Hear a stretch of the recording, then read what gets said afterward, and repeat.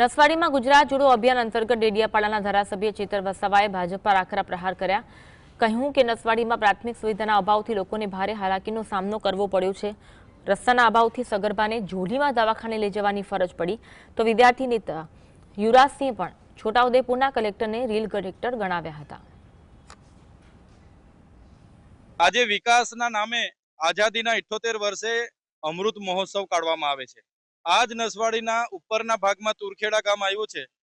આજે ત્યાં જવા માટેનો રસ્તો નથી। બેન જ્યારે પ્રસૂતિથી પીડાયા એને ડિલિવરી માટે લઈ જવાનું હતું તો ઝોલીમાં લઈ જવું પડ્યું। શું આ તમારો આ જ ગુજરાત મોડલ છે? આ જ વિકાસ છે? આજે અહીંયા કાંદા ગામ છે, ત્યાં બાળકોને બેસવા માટે આંગણવાડીનું મકાન નથી, ઝાડ નીચે ભણે છે। શું આ વિકાસ છે?